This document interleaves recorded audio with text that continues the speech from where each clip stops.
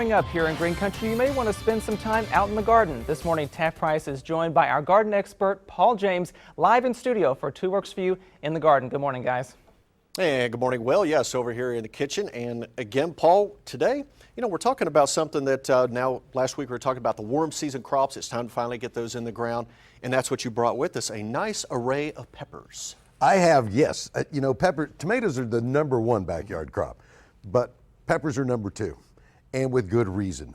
We've got sweet peppers, the more familiar, like bell peppers. There's even a sweet banana pepper, which I really love. You can just eat it out of hand. It's great. Sounds good, yeah. And the bell peppers, the sweet bell peppers, come in so many colors now. You got yellow, orange, red, green, even a deep purple color that's called a chocolate pepper. Looks great in salads. Looks great in salads. Tastes even better. And exactly. The red ones are my favorites, though, because they have the highest sugar content, nice and sweet. And I eat them raw all the time in my lunch. But the rage are these hot peppers. Now, the heat is measured in something called a Scoville heat unit. Okay. So they determine, and the ingredient is capsaicin. That's what's in the peppers that makes them so doggone hot. I'm not a huge fan of super hot, but let me just, as a guide, a jalapeno right here. Okay.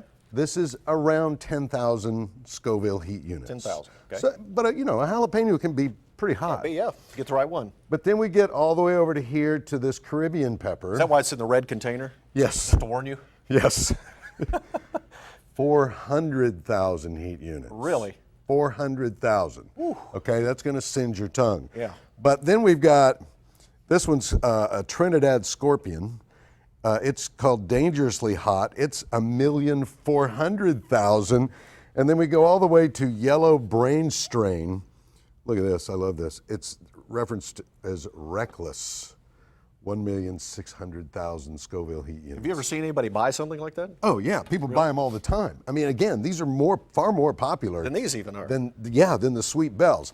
But growing, you grow them the same way. Okay. They need as much sun as you can give them, at least 6 hours more if you've got it. Soil doesn't have to be all that enriched. They'll grow in a lot of different soil types.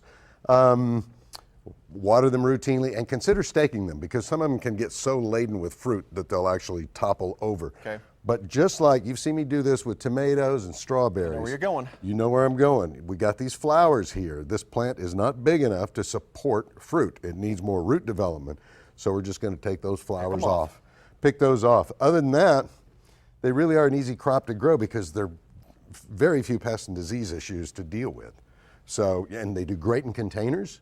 If you don't have an established garden in your yard, or you just got a balcony or a courtyard, you can grow them in containers and they do really well.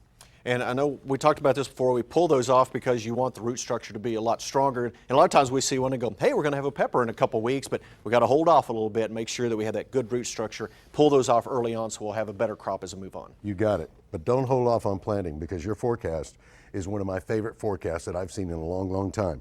We got cloudy conditions. Okay. That's great for planting because that sun is not beating down on newly planted plants. We've got rain in the forecast. Always a good thing, unless it's a toad strangler, and we'll have to wait and see.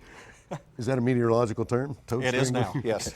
And then we've got tremendous temperatures. The overnights, 60s, mid upper 50s, daytime temperatures in the, I'm telling you, that is as good a gardening forecast as I've seen in a long, long time. Well, I'm glad the 7th day is up to your standards, and it's up to the standards of all gardeners. And again, Paul, thank you so much for coming in. I'm going to have to take this yellow brain. It's even kind of, I don't know, it feels kind of weird anyway. It feels like it just wants to burn my hand.